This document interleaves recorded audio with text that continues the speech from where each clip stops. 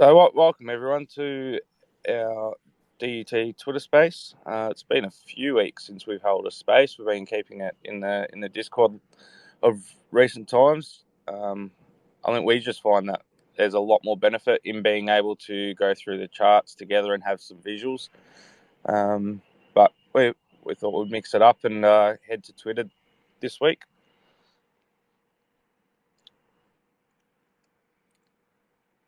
Where should we start? Should we carry on the conversation we were having about 2 minutes ago?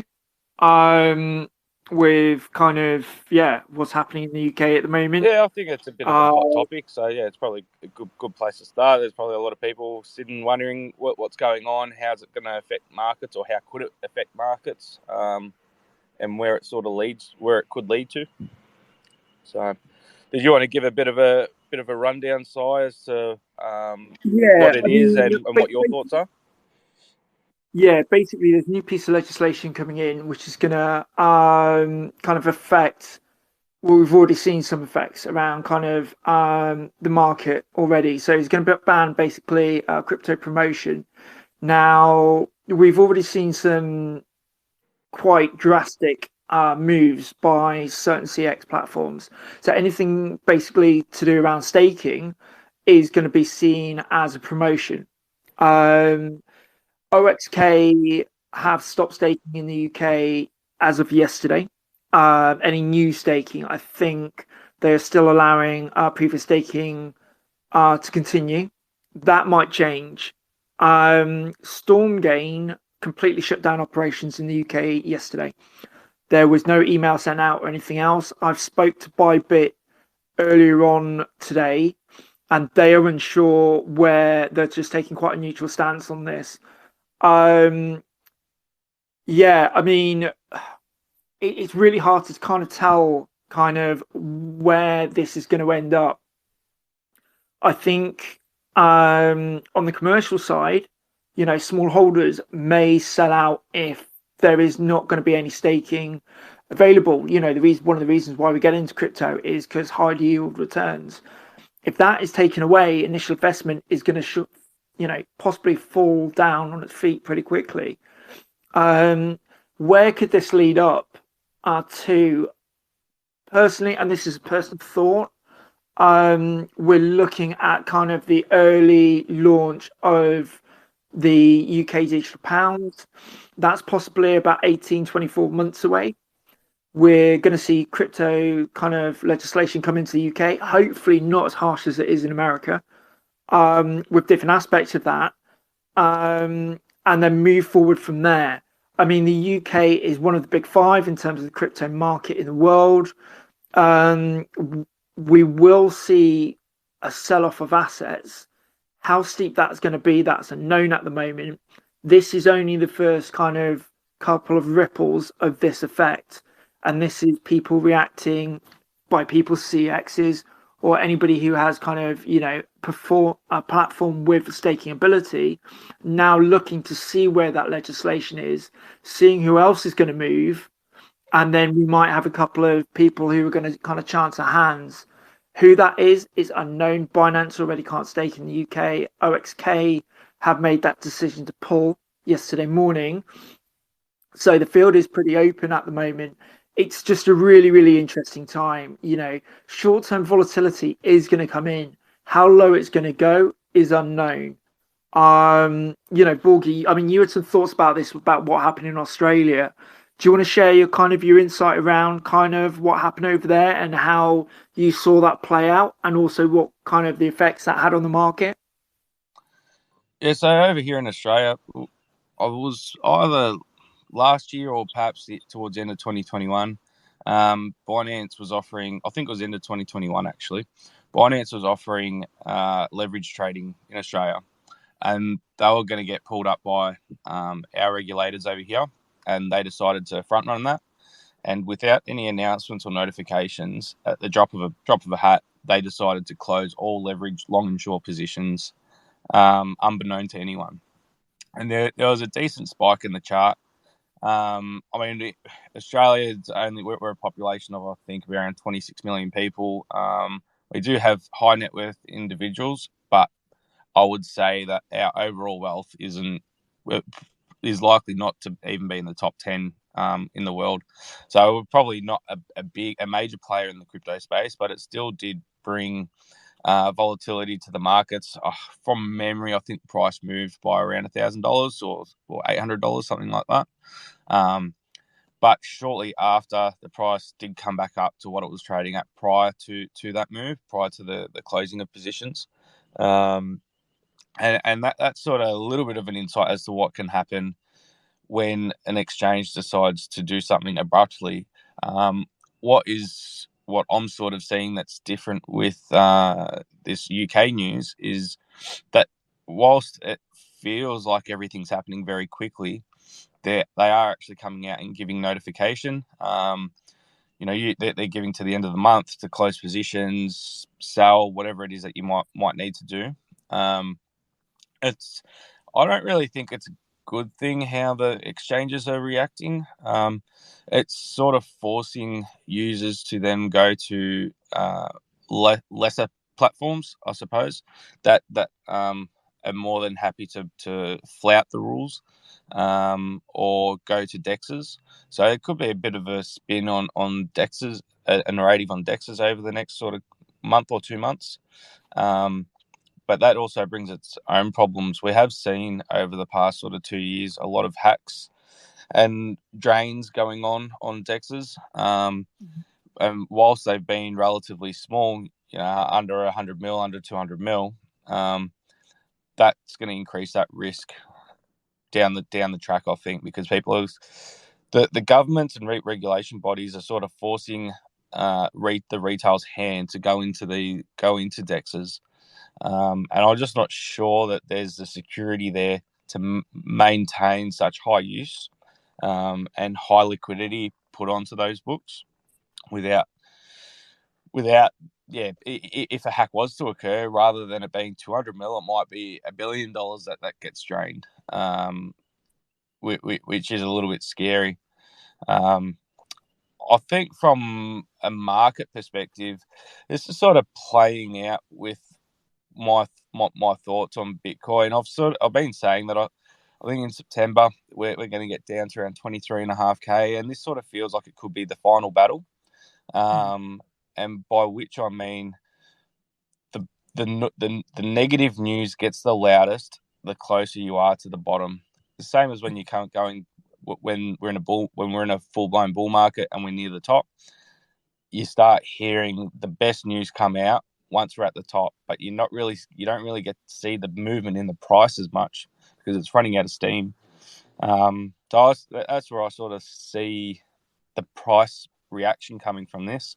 It will be interesting at the end of the month because there will be a lot of positions that aren't, like long and short positions that aren't closed.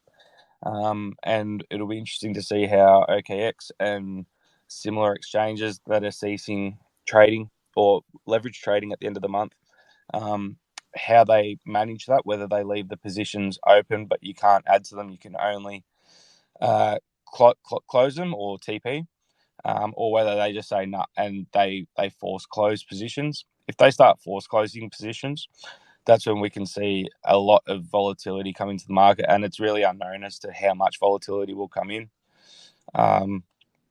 It's a bit of a watch this space type of scenario, to be honest. I think that this could be a catalyst for getting Bitcoin down to that 23.5K level. And it would fit my thoughts sort of perfectly if that was the case. But, when I speculate on where the price is going, that's all it is. It's speculation. Whilst I will trade the key levels, I will also wait for the price to do its thing as well, and sort of give an indication as to what's going to happen. Like if 23.5K was to get broken through, I've got levels below that I'm also keen on watching. But for me, the 23.5K is a major level that I think we're going to hit in the sort of next 10 days or so. It definitely looks like that. I see Neg's got a possible question. So I'm just going to bring you up on stage, mate. So, yeah, fire away, Neg. You should be able to speak. Go ahead, my friend. Oh, you vanished again. I think your mic's muted, Yeah, mate. is that better? Yeah, can hear you now, mate. Fire ahead. Yeah, I'm just new to Twitter, that's all. No, it's just about OKX. Yeah, very good about that. But I heard that the staking stops on the 28th, and you have to get all your funds out by then, as well as your long and shorts and your futures and everything. They're saying that if you leave it, basically they don't know if you'll get all the money back or any of it at all. Okay, that's interesting. I don't think for me the removing of being able to stake, it's not great, but I don't think it's that detrimental. I think it's more of a nice to have than a necessity in the crypto space. There is a lot of different ways of being able to stake away from sexes. But that's interesting regarding the futures positions.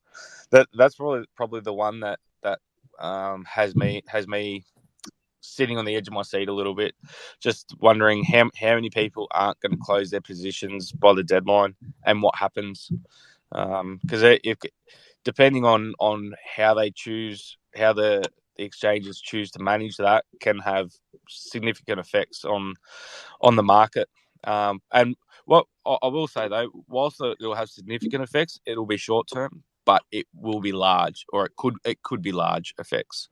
So if you're in any positions prior to that, I'd hate to see people get scam wicked out on a massive drop because OKX or whoever it might be has decided to just close those leverage positions. I Yeah, just I hope mean, Nexo doesn't follow.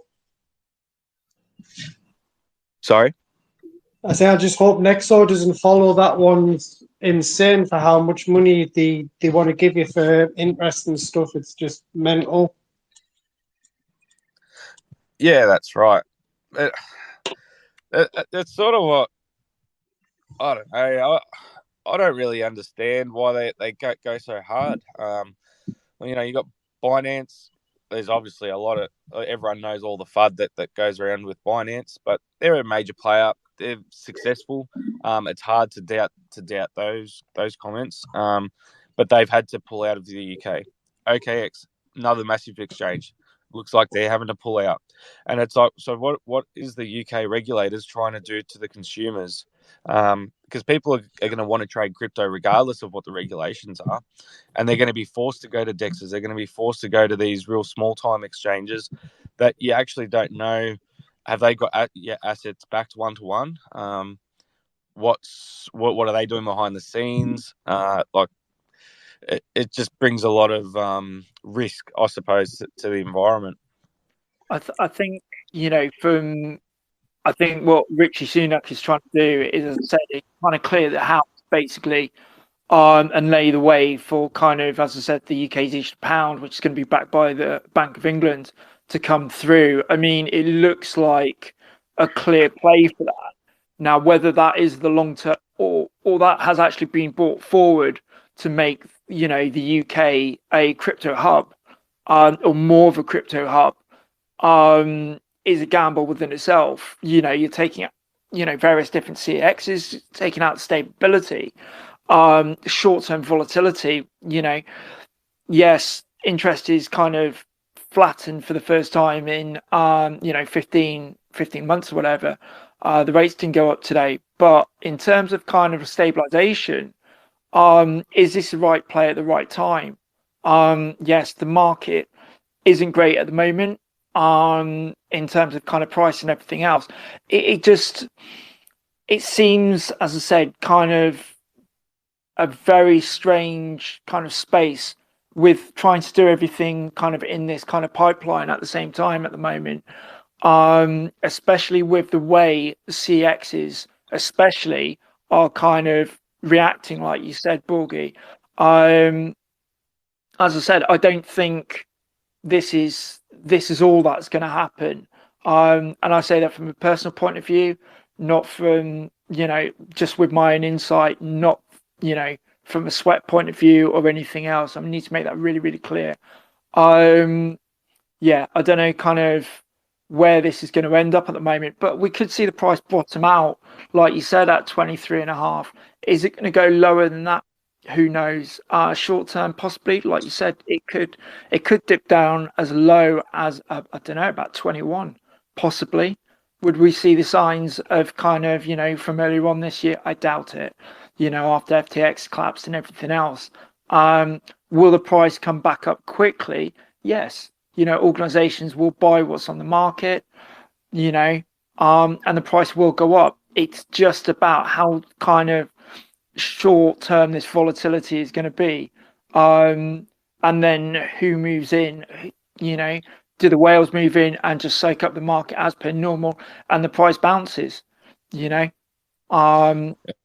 definitely, and it's going to be an interesting 2 weeks, I think how the exchanges have reacted to what's come out in the UK, it's fairly clear and obvious to me, at least, that there's been very little consultation and inclusiveness of the crypto space leaders, I suppose, or like the leading exchanges. It doesn't seem like they've had much input or suggestions, recommendations into how how the UK could potentially run their regulations, and that's sort of it appears that way with how the sectors are pulling out and handling the situation, which is a shame. I think if you're wanting to become like a global crypto hub, you really need to be inclusive of the leaders in the space rather than going off on your own and saying this is how we're going to do it and then scaring the market.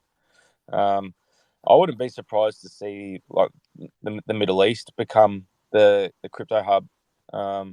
They seem to be a lot more willing and open to ideas from the industry, as opposed to shutting out the industry and coming up with their own ideas, and that sort of brings in that volatility when you don't consult, because people don't see it coming. It's unexpected. You know what I mean? Well, yeah, I mean, I forwarded a copy of kind of, the report to you earlier on. I know you kind of you read through it. As I said, the promotion aspect and how the CXs are kind of viewing that within kind of, the staking option is, yeah, it's a strange one within that aspect. It's really hard to kind of just read between the lines at the moment. Like you said, is consultation a factor? Yes, possibly. Is there more to this than kind of we're seeing at this moment in time? Only the UK government can kind of, tell us in the future whether this is literally clearinghouse process, so they can kind of implant their own blueprint and go forward with this. But like you said, will this see migration from the UK, from other crypto exchanges and possibly DX and secondary, tertiary system to support that to mainland Europe? Will Deutsche Bank and other kind of banking hubs, traditional banking hubs in Germany, the Middle East, will they start picking up the slack? As I said, I mean, it's just a very interesting kind of time, as I said, especially with the Bank of England kind of announcement today. Those two announcements, effectively hitting within 24 hours. Call me cynical. I don't like the timing of it and everything else, but as you said, short-term volatility is going to be really interesting, and for those who are sharp in the market, there are going to be some really good returns.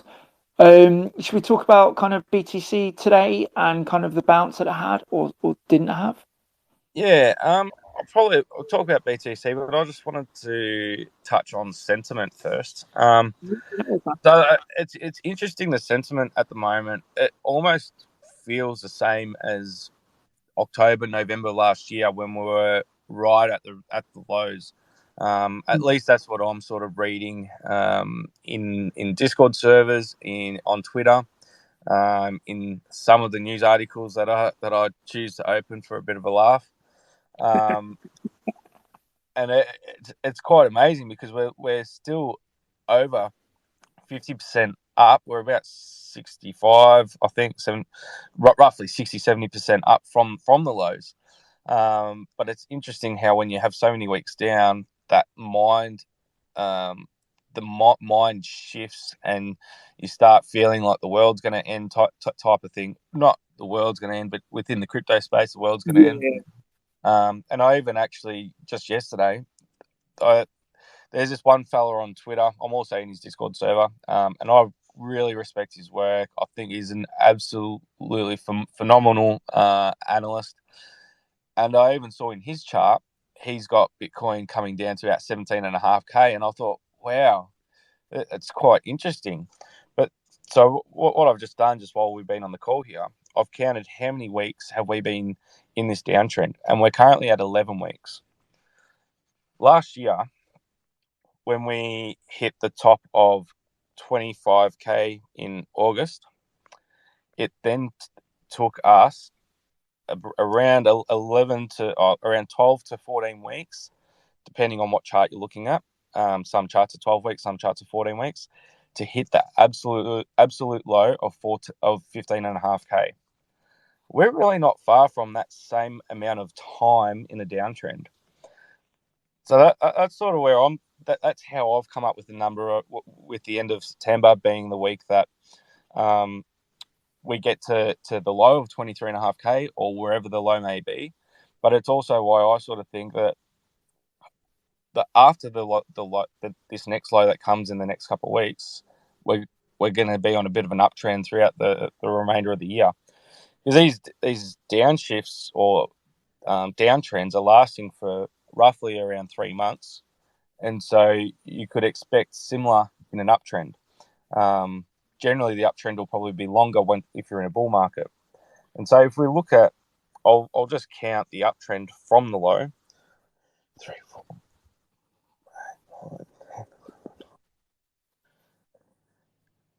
We're in an uptrend for just about 6 months on a macro scale.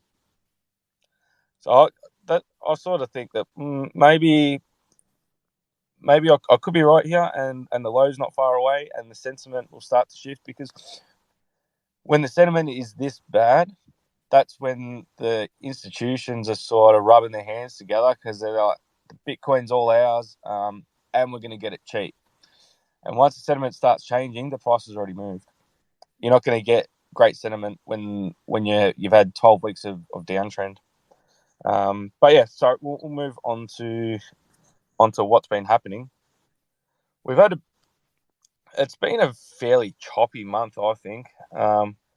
We've had 3 dojis more or less in a row on the weekly before we started this little mini rally that we've been experiencing at the moment. I sort of thought we could get up to 28K. We haven't really got there just yet, and it doesn't look like it's going to get there. But that's fine, because the main key target is below. And that's what my focus is on. I'm actually in a long position at the moment, just because I haven't closed the door on 28K. I think we could still get up there, and my long's in the positive, so that's also good. I did TP some on it when I woke up this morning. Nearly got liquidated overnight. I think my stop loss was 26,310, and the price got down to 26,360. So there's still a bit of a buffer there.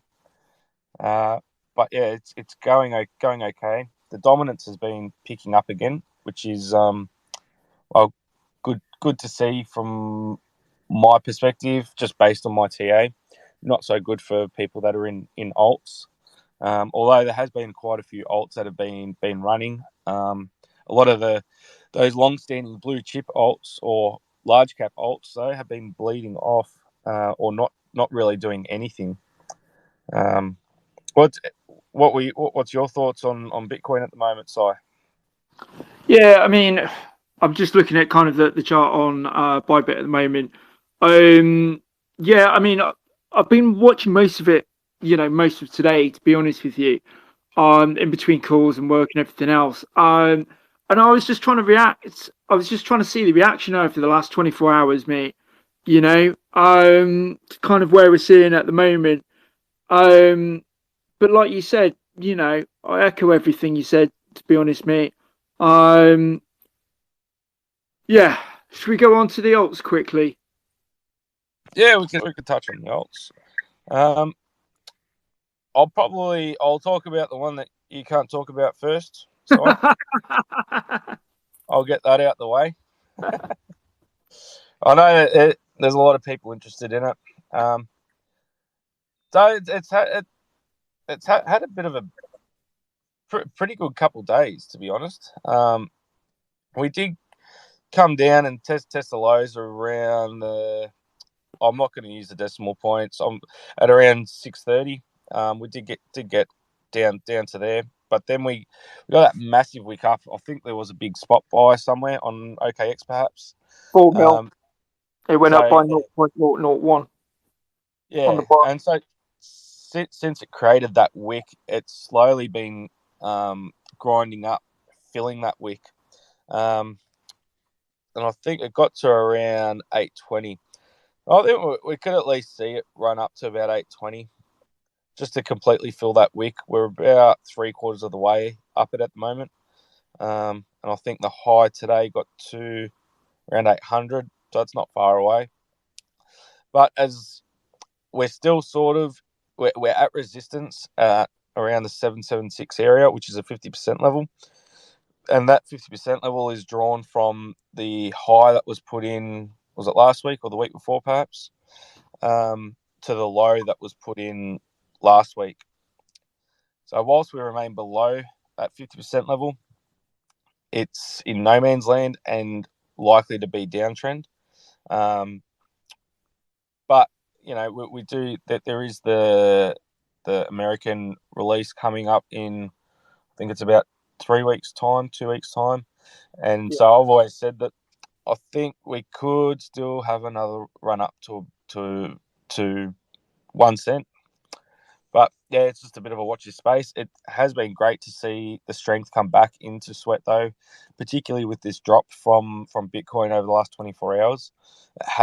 It's gone against the crowd, which is what it pretty much did that throughout the last 3 months. It's been bucking the trend. So I guess once the US launch happens, it will be interesting to see if this was more or less a news-led run, or whether it's a sustained run, and it's, you know, that's just what's happening in the sweat space. I have been quite bearish on alts as a collective, and that's not to say that all alts are going to be going down. It's more of a suggestion that probably 95% of them are going to be going down, and you're always going to have ones that outperform the expectations. And so far, Sweat is outperforming the expectations, but yeah, I'm more interested to see how it performs after the US launch. But yeah, for now, things are looking good. What was there any alts that you had in mind that you wanted to look at? Sorry, Solana. Solana's the interesting one because of obviously the FTX kind of sell off. You know, I see that going down to possibly about 17 dollars again, to be honest with you, or maybe even lower than that. I'd be quite interested if it hit about 1650 again, to be honest with you, because you know, it's been a strong performer, and I think ceiling on that, you know, next bull run will probably be around about 100, 120. But yeah, I mean, there seems to be a lot of market speculation around it at the moment. It has been picking up again. So it was down to about 1780, 1820 range about a week and a half ago. What are your thoughts on kind of Solana at the moment? Where do you see this kind of ending up in the next few weeks? Do you think this is going to be another one which is going to bleed heavily with BTC, or do you see this as, again, institutions kind of licking the chops with this, and because it's always been a kind of firm fan favorite as such, and moving quite quickly. Yeah, it's definitely an interesting one, Solana. You touched on the FTX, but it's actually I feel like it's a bit more scaremongering, the whole FTX situation. Most of their holding is actually held up in a vesting schedule, and if they do look to move or sell that vesting schedule, whoever purchases the vesting schedule will have to be over the counter, and they will then have to that the vesting schedule will then be applied to whoever purchases their holding. So I don't think there's going to be a massive sell off from that perspective. However, I do still think that we're going to come down to that 1650 level. When we had the recent drop, we got down right onto the 618 level, and have since bounced. And to complete the sweep of the golden pocket is around 1650. Whether it holds that level or not, who's to know? It has been a strong performer, but it has had the biggest, or one of the biggest drops from the all-time highs. So it's an interesting one. I sort of think it's going to go lower than 1650. I would love personally to see it back at about $8-9 at the beginning of this year. God, I wish I'd bought back then. Just from a personal basis. I'm a fan favorite of Solana, especially as a scalp trader. It does have, big movements. Yeah. It's definitely one of the ones that I trade normally weekly on or even daily. Yeah, just it's just Yeah, it's I'm in agreement with you. I like it as well. It's got Google's invested in it. Visa it's got Visa on board, so it's got the use case for it for when liquidity does come to the space for it to really have a run. So yeah, I'm not a buyer at $20. I definitely want to be getting in lower. I have posted up before in the servers that I'd be a buyer below $16, and using the martingale strategy right down to around the $8 level. So yeah, if it gets down there, and I've got cash to splash, and it sort of marries up with where I think the alt market should be, then yeah, I'll definitely be bagging some. At the moment, I hold zero, but yeah, it would be good to consider getting some in the near future. Have you got any other kind of alts you want to touch upon quickly, or kind of any of the other markets? Yeah, I might just have a look at stocks at the moment. Yeah, sure, man. Yeah, so we've got the SPX. It's currently it's just closed today at 43.30, which that might be a new low. Yeah, that's it's made a new low. There was